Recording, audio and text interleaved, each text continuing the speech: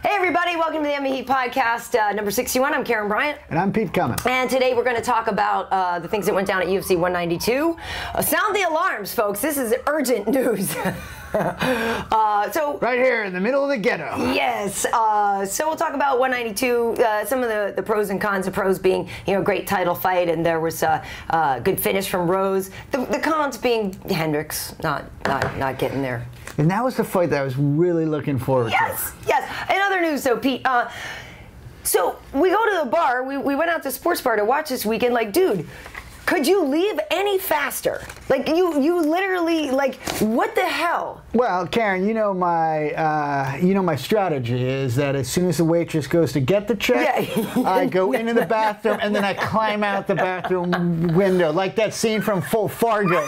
You'll see me scampering out the window. We covered it. Well, here we are. There's my girl Tracy, who does my clothes over at Fox. She's awesome. There's Lars, our Swedish friend, who is a jiu-jitsu instructor over at Fortune Gym, and there's Pete. So we took it upon ourselves to watch with our favorite Swede, and people were like, "Oh, I bet you're biased."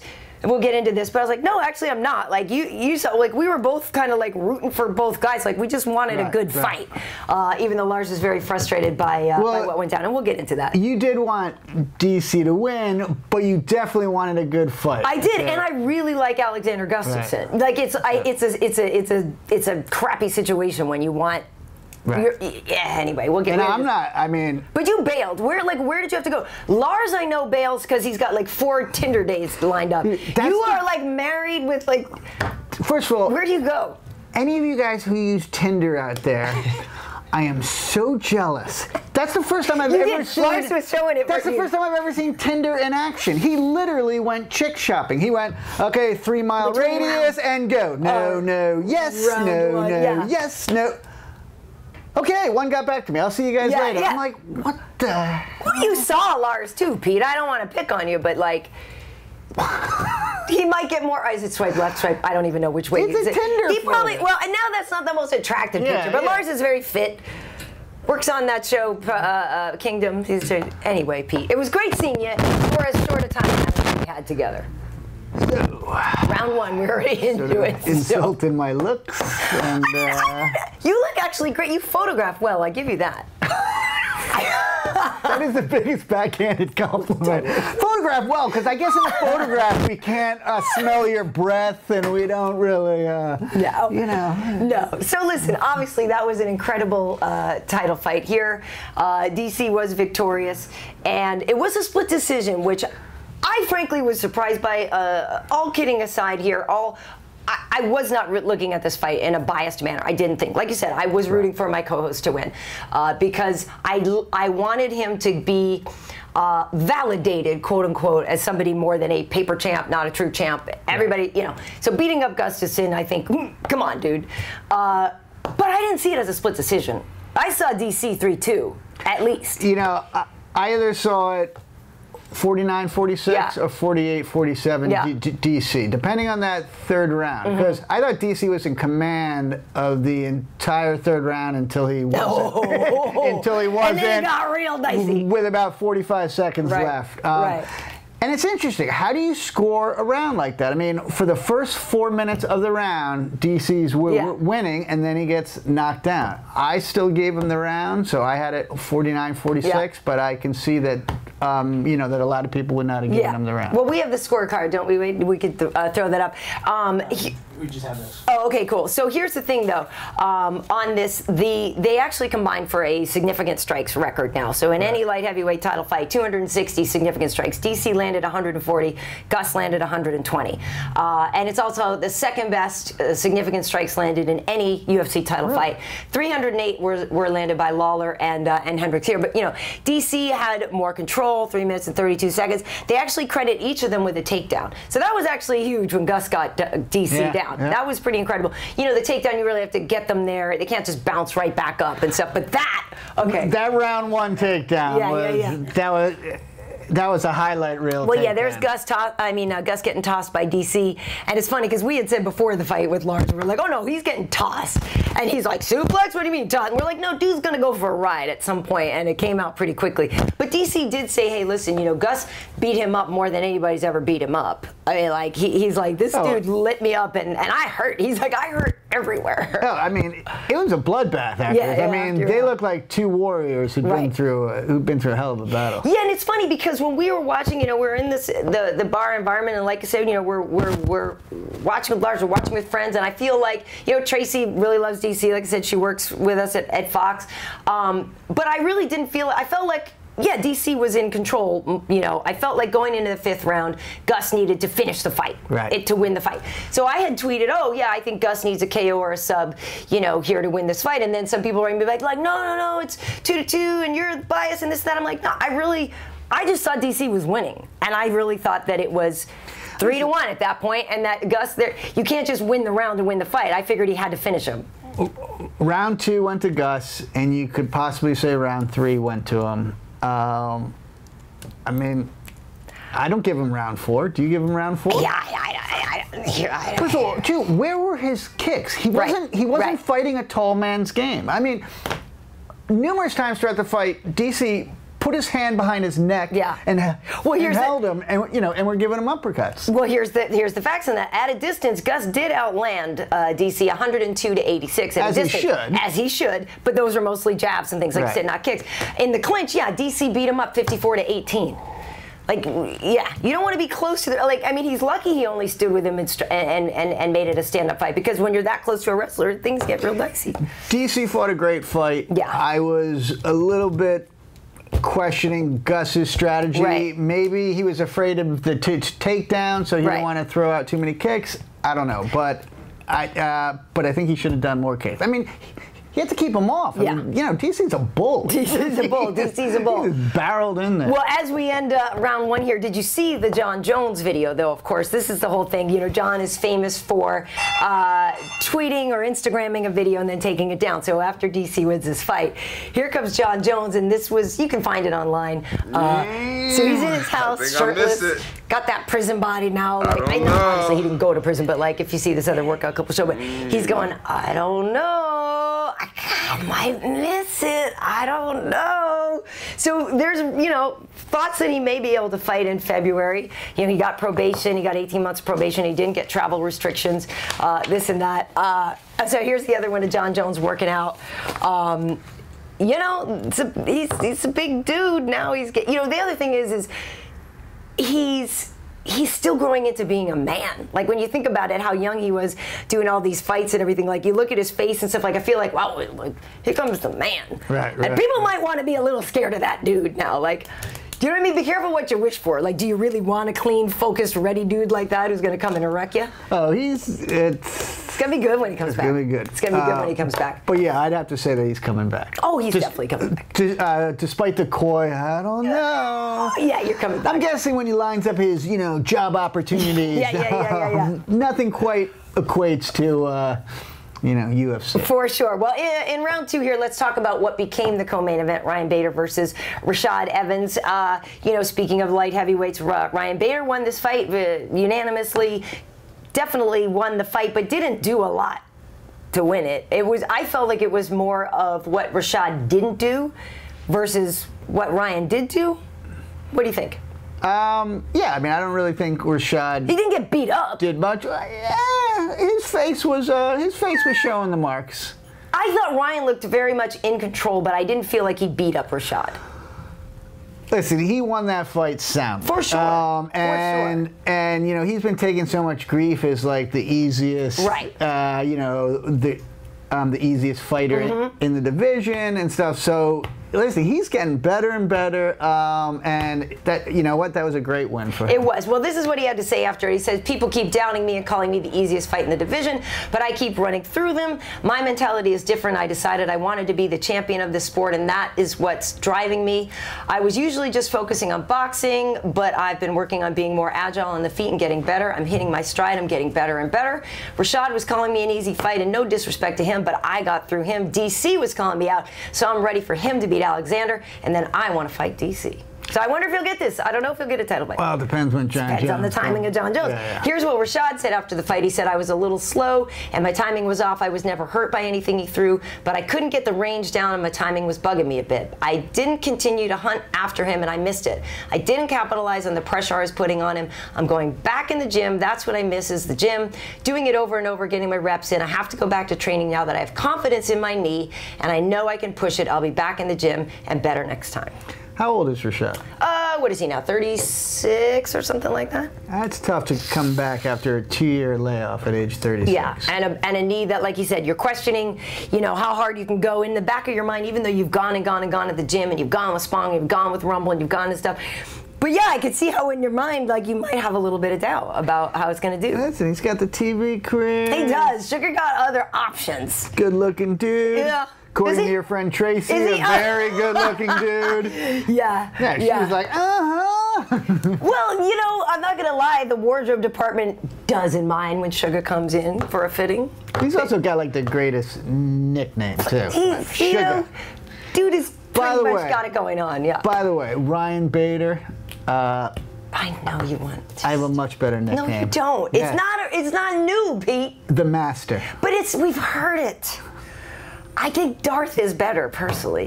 Hey, Ryan Bader. Ryan the Master. Yes, Bader. we know. Come we on. get it. Oh. No, there was some 13-year-old kid who was having a tough time piecing together what I was saying, and now he got it. That was for him, Karyn. And his sock. And his right. Ryan. That was for him down in his parents' rec room.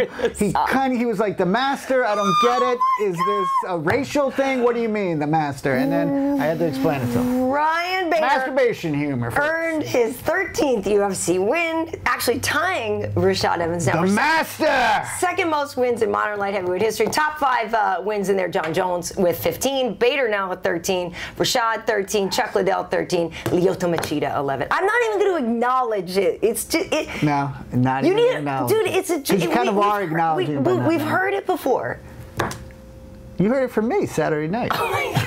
So did Joe after the fight. No, wait, that doesn't make any sense. Plus, she didn't. That's what we were joking. It's not like you were running out of there to go storm with your wife. Is that me making love to my wife? I actually don't. I don't even want to. Come on, honey. Time to pay the mortgage.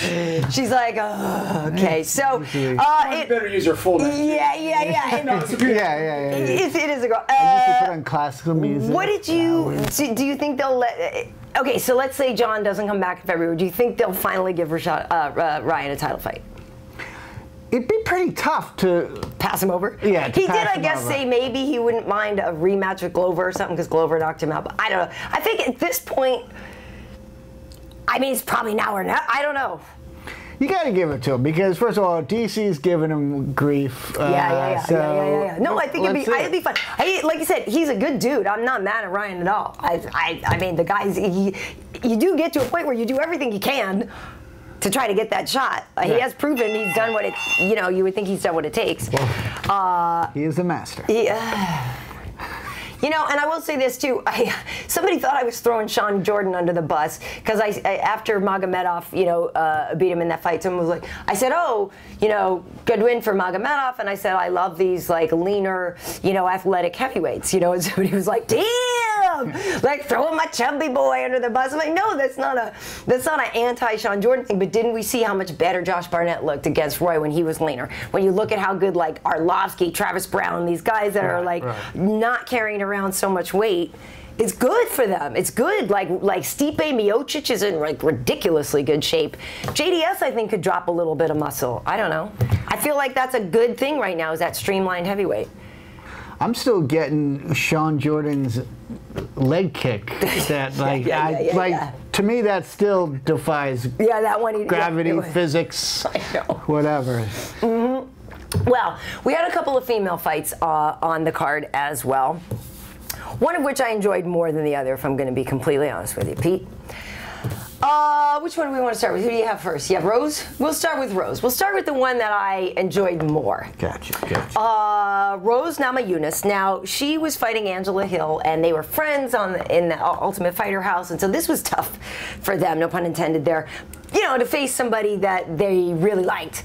And they were like, yeah, we kind of figured maybe down the line, you know, because the division is this and that, that we'd face each other, but we thought maybe there'd be more consequences on the line. It'd be for a title shot or something down the line where, you know, so they were a little upset to have to do it this soon, this early. So, you know, Rose had last fight, she was supposed to fight Nina Ansaroff, and that got canceled at the very last minute, so she was all ready to go this summer and didn't get to fight. So, delayed a little bit, but, so Rose won the fight at 2 minutes and 47 seconds of round one. So she got that ridiculous standing rear naked choke. And we saw, so Rose is good at her submissions. You know, she got out wrestled by Carla Esparza to lose the Ultimate Fighter championship. But she's crafty with her subs, and she knows how to use her long body well when she's striking. You know, she's unorthodox and stuff. So here you can see her sinking it in, and poor Angela's just like, ah, oh, dang, you know, this is just so tight. And thank goodness she didn't fall on her face like your other favorite one. But good for Rose, and you know, she didn't have to hurt her friend too badly. So I think if you're going to go out that way, that's good. And give Angela credit, though. She didn't tap. No, Angela's tough. By the way, if you jump on my back and start choking me, I'm tapping. I'm whining. I'm crying. I'm threatening to call a lawyer. You are. But you like that fight too, yeah? Yeah. Now here's the interesting thing. As Dana White said, third time in UFC history that there was a standing rear naked choke, yet the second time in 2 weeks. Yeah, which is crazy, which is kind of surprising. Yeah, it's kind of surprising. So good for Rose, and you know, and she's just looking forward, and I'm excited about her. And you know, tough luck for Angela now. She's dropped a couple in a row, but you know, I don't think they're going to get rid of her or anything like that. The division's new. She's cool. She didn't. You know, I don't know, when people get submitted, I think it's tough to just be like, ah, you suck, you're out. You know what I mean? It's not. Well, also, I mean, that's still a pretty thin division. I mean, there's talent. It's deeper than the 135s. Which she's 2-2. Yeah, and she's like the only black one, so I don't think they're going to dump her. She's a good tweeter. Yeah, she's great on Twitter. Rose is great. I mean, Angela's great on Twitter. Got a good sense of humor. Yeah, for sure. Now let's talk about the other women's fight, though. This was Juliana Pena and Jessica Ai. Juliana Pena, the Ultimate Fighter winner, was victorious over Jessica Ai, who's now dropped 2 in a row. She dropped one to Misha in July in Chicago, and now she lost this one as well. You know, all 3 judges had it 29-27 for Pena, and I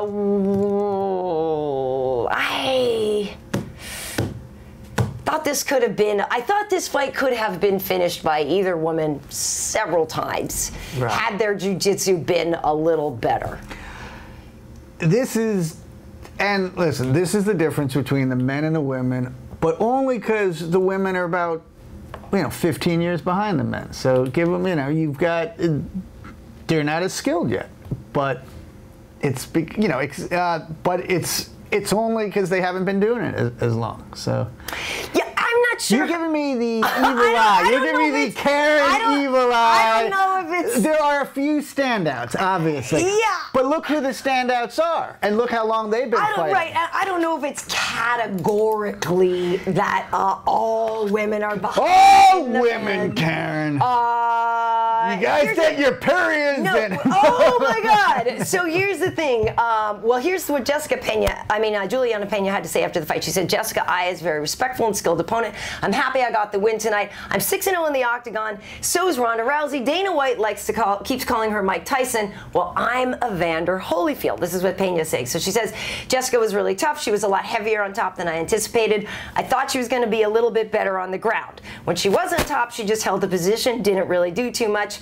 And then, she threw that illegal knee. She says, I don't want to make the rules. I don't make the rules, but I know it was illegal and it dazed me a bit. I was down. It was down to who had more heart, and that was me. Hopefully we'll be talking about a title shot in the near future.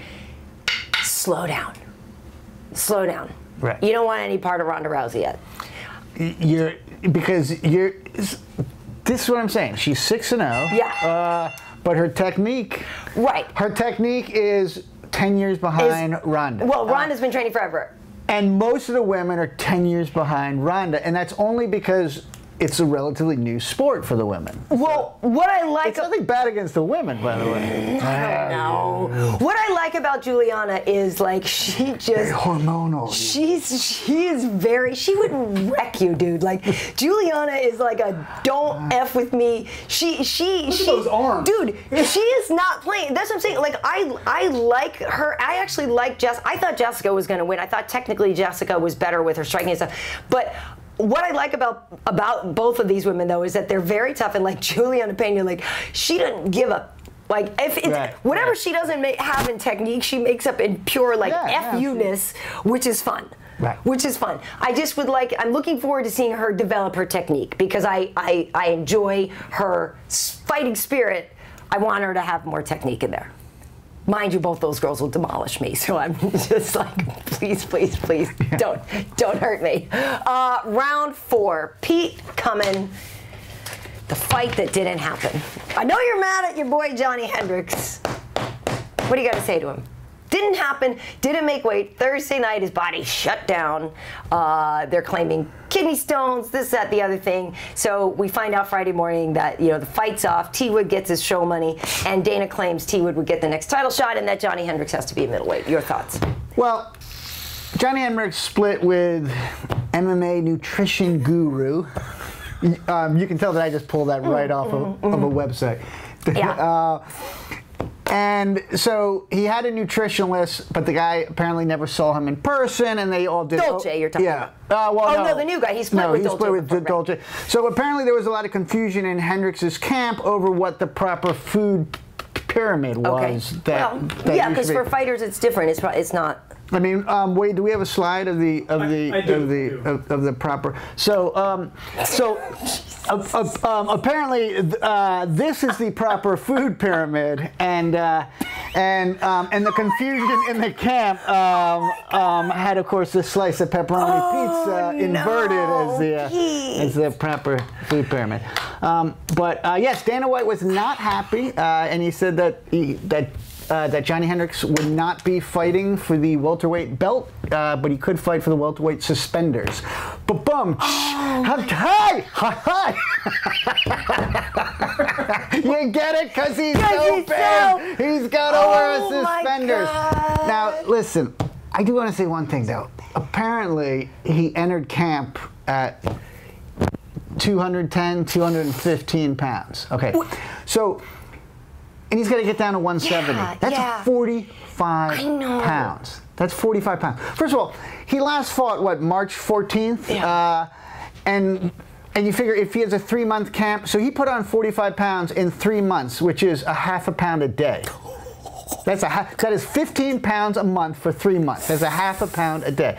Plus, okay, so anyway, if we look here, he has to lose 45 pounds, which is essentially 20% of his weight in camp. So 20% of your weight is like basically like from like the knees down, or like maybe they just saw through your shoulders. That's 45 pounds is basically the size of a 4-year-old girl. So basically, Johnny Hendricks pretty much ate a 4-year-old girl between March 14th at his new barbecue restaurant. Right, he threw her on the grill. Right. But he was basically carrying around like a 4-year-old girl around his waist. That's bad. How can you? I know, and he said that he knows he used to gain too much weight in between, and he was gonna not do that, and it seemed like his head was in the right place, like he knew the mistakes he'd made in the past and wasn't gonna go there again.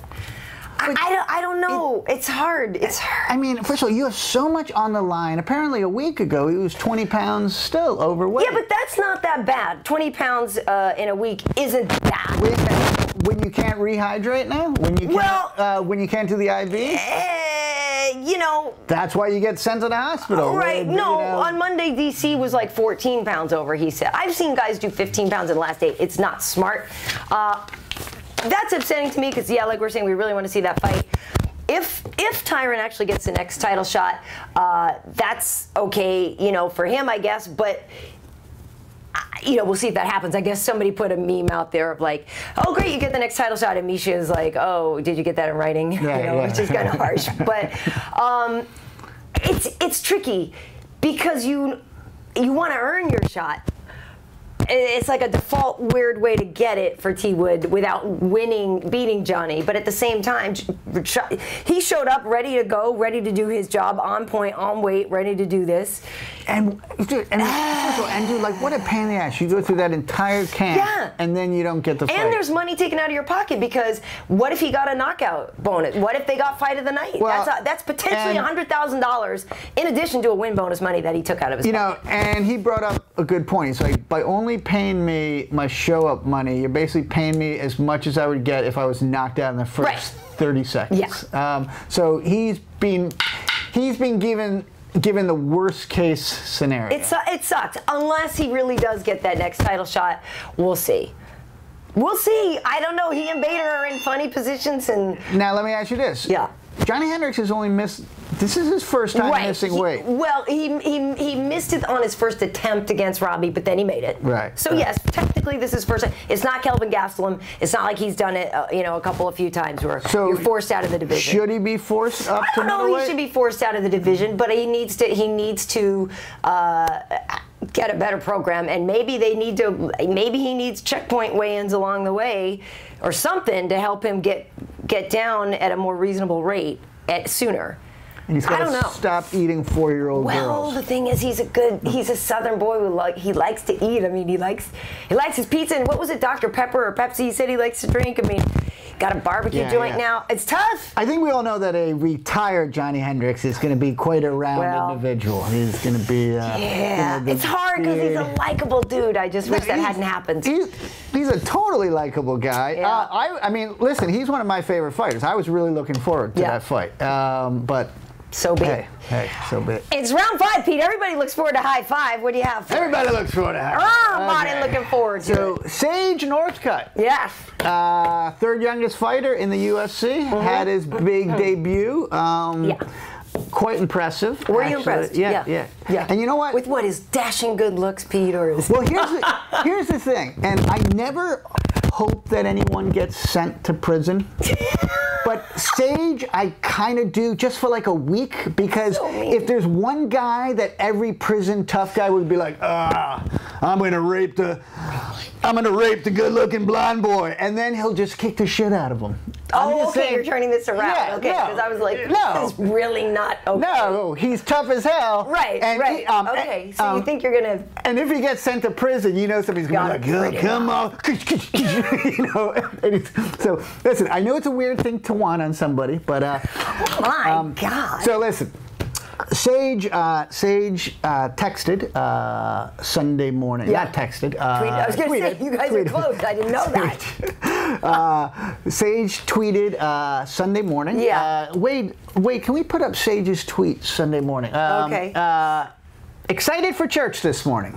8:18 a.m. Yeah. He's just won his first UFC fight in Houston. 65 retweets. Probably didn't really go out that night, and wakes up in the morning and is excited for church. 19 years old. So, that's nice. It is nice. Gonna go give thanks. But I was able to, we have our patented career crystal ball tweetometer, in which we're able to look ahead into the career of somebody and see how their tweets may change later on. Okay. Wade, can we put up our patented career crystal ball tweetometer? Okay, so approximately a year from now, August 8, 2006, he's going to tweet, excited for church this afternoon. Oh. Sleeping in a little, maybe went out a little bit. So, starting to get a little taste of the good life. Like, hey, if you win, the girls he still talk to will you. only be 20, though, so he can't really go out, like, drinking. He's just at a backyard barbecue or something. Backyard barbecue, had a couple beers, the ladies. About 9 months later, sorry to have missed everyone at church today. Hashtag we need midnight mass. Suddenly church after a big win. Right. Yeah. And then we got about 6 months after that. Does anyone know how to get coke and hooker sweat out of my sheets? Hashtag fame is God. So, listen, I think we're just gonna, I'm gonna enjoy the meteoric rise of Sage Northcutt. Really? And I believe that his church will be having one less person. And how do you feel like about the comparisons of people calling him Sage Van Zandt and stuff like that? Like the whole idea of that young, phenom. Because Sage came in, he had the 4th fastest debut. That was 57 seconds, 4th fastest debut in the UFC. No, listen, I mean, and first of all, he looks like a Ken doll. Yeah. He's like a Ken doll who can Abercrombie and Fitch model kick type the thing. crap out of you, know? Yeah. So, I usually don't wish that people go to spend prison. a week in prison, but, for him, okay. For my day. All right, last up, high five. Karyn, we're gonna go a little old school. We're gonna go praise or pummel. Nice. Because, listen. I love it. We've had a lot of talk about the sponsorship and the Reebok sponsorship and stuff. But what the UFC hasn't really been paying attention, and maybe they don't have that much power over Fox Sports, but the commercials that get played. And the Burger King chicken fries commercial that I have had to endure about 30 times now. Burger King chicken fries. What? Do you praise or pummel chicken fries? What? Okay, first and foremost, like what is it? Is it a potato that is like fried in like chickeny? Is it battered like a fried chicken? You won't be writing any ad copy, by the way. It's we're giving you chickeny stuff. No, this is like an honest, legit question. Is it a potato battered like fried chicken and then cooked, or is it little tiny strips of chicken? It's little tiny strips of chicken, and we wonder why the world hates us. We have so much food. We're just putting it in different shapes now. You know how we have the chicken nugget? We thought maybe make the nugget a little bit longer, a little bit skinnier, easier to feed. I don't understand why we need that as opposed to, like, isn't a chicken finger? I'm pummeling it if I don't, A, I don't understand it, and B, I don't want to eat it.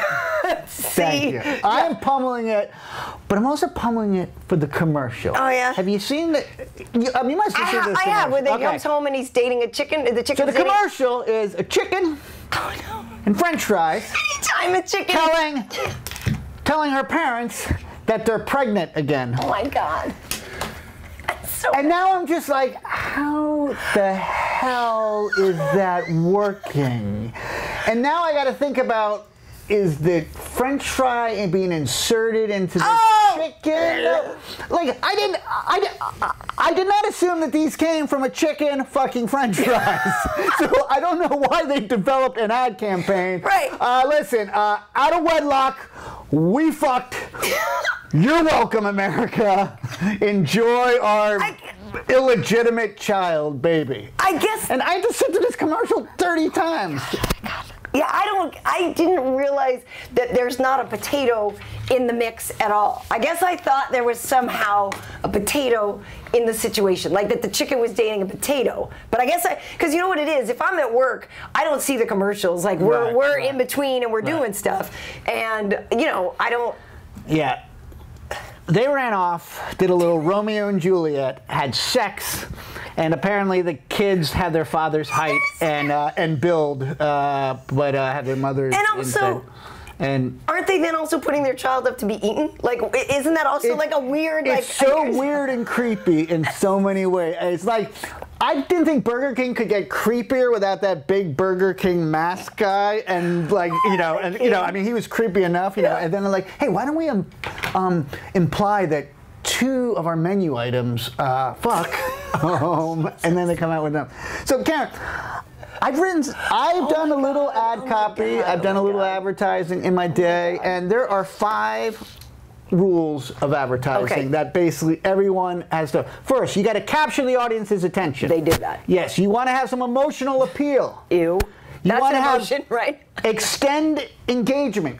Keep the audience engaged. A call to action.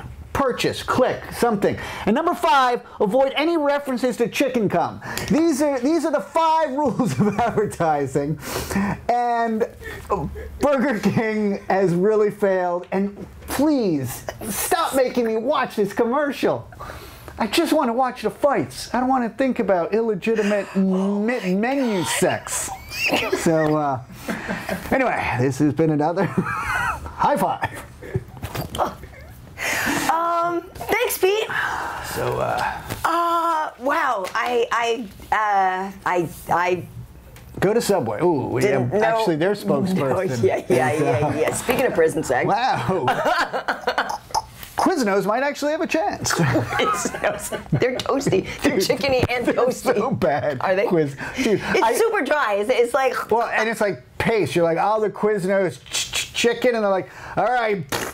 And, and it's all the like just sloppy Joe stuff that like, hey, but the bun's warm. But what's the crap leaking in between the bun that I'm supposed to eat? So. Wow. That was spectacular, Pete. Thank you. Wow. All right then. I don't know where to go from there. I'm seriously. See? Like, you can't get, like, how do they do that? If you've eaten If you've eaten a chicken fry, please explain what it tastes like and what the appeal is, because I don't Let us know in the comments section. Yes, I don't understand that. Yeah. The best late night, or the best fast food advertising though was Jack in the Box, when they had that late night meal where it's like the munchie meal when they're high, and the guy like literally starts floating off the couch to the ceiling. He's like, it's late and I'm hungry, and he starts levitating off the couch. He's like, yeah, it's funny because they know it's all just for high people, and it's great. Like, they understand their audience. Well, Taco Bell then created the fourth meal, which is also right. And then KFC has a. KFC came up with like a cup that you could put in your cup holder, and like. Seriously, that's why the world hates us. I know. Yeah, the munchie meal is funny to me. Like that was smart marketing. Whoever came up with it. Those that's are good a lot of commercials. food for $6. Well, right, they're funny. We're doing free advertising apparently, but those are funny. I will say that those are funny. Still don't eat it. But is that it's really funny. $6? That's what I'm saying, Pete. For all that crap. Right. Keep this away. No, Johnny Hendricks. No. Oh no. Oh, that's sad. That does it for this week. I do have UFC tonight this week. DC is supposed to be coming back. Now, I don't know based on how he got beat up a little bit here. So please stand by on that. He is scheduled though to be back with us this week. Hell of a job by your makeup artist. Yeah, but I'm excited to see him. That really was a heck of a fight. And it's crazy when you think about Alexander Gustafsson, how awesome he is. Dude, he was covered with blood. That was like so old school. That was great. So awesome, and yet has dropped like 3 of his last 4 fights, which is crazy. I mean, granted, you're fighting the best people. Right. You're fighting Jones, Rumble, DC, but it's crazy to think that a guy that good hasn't won that many fights lately. But split decision against DC. Was it split against Jones? No, I don't think it was. But it was a close fight. But gave Jones his best fight. Yes. Baby. Yeah. No, I know. That's what I'm saying. Like, I don't know what Gus is going to do next. I would hate for him to stop fighting. I really like him. I think he's very talented. It's just crazy to think he's that good and like not. Somebody said he was going to be a model. Yeah, that DC was making fun. I don't know if that's true or not. I'm so pissed at these guys who are tough and good looking. I know, and even Joe Ban, even though he lost and he got knocked out, like Joe Ban's like, yeah, I got a Versace deal, like we're good. You know what I mean? And so, yeah. So anyway, that was a fun show overall. That was good. Yeah. And shout out, we met, actually, we're going to do some stuff with him. He sent me an email this morning. Patrick Kilpatrick. People need to look this guy up. Turns out he's a huge fight fan. He was sitting at the table next to us, and Wade and people were like, oh, I know that guy. Like, he looks familiar. We're like, yeah, he's an actor. I know, I've seen him and stuff. And then at one point, we're figuring it out. Then he looks over the table at me, looks at me, and he's like, hey, wait a minute. I know you. And I was like, no, nobody recognized me. So anyway, he's a real cool dude, fight fan. He had some ideas for some rule change things. You guys all know this dude. So we basically, then Wade ended up sort of after the fights, after you had left. He had to make a new friend, so Wade and Patrick spent like 25 minutes talking. How bad is that Lars leaves because he's got a Tinder date within 30 seconds? Yeah. I left because my meter was running out. But anyway, yeah, this guy, real cool guy. And I was going to tell you something else that I don't remember now. It's okay, Pete. It's okay. But it was fun hanging out with you.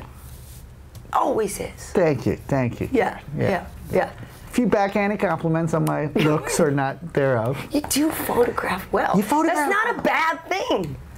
But you know, I think you could have just said you're a good-looking guy. I don't think you have to be like you're a good-looking guy on certain angles when a photographer catches you right and the light hits you and we don't get all the pastiness. I'm shiny as hell. We really can't hear you. And picture. I needed some blotting papers or something. I don't know what was going on. So Pete, where can people find you on social media? Are you going to get on Snapchat? You should do Snapchat like John Jones and like. Now Snapchat is just that I can erase it, right? No, it goes away. Like your file will disintegrate. I don't do Snapchat, but yeah, you do ridiculous things and then they go away. Unless somebody's saying you're filming it and then it's. I'm staying with Twitter. Okay. My noogie, I want to say I have like 208 followers. Boom. Karyn. Boom. You know, Karyn, when you've got more followers than there are states in the in the union. I actually would like to thank people. I did go over the 40,000 mark. I'm excited. Thank you. Thank you. Appreciate it. It's cool. I'm excited. I might have to. I mean, in those, I don't. You have 222. 220. Nice. Nice. And your following ratio, you're in the positive here. You have more followers than you are following. So I'm still kind of cool. Yeah, you're cool. I'm all right. You're cool. All right, and now let's see yours. Me?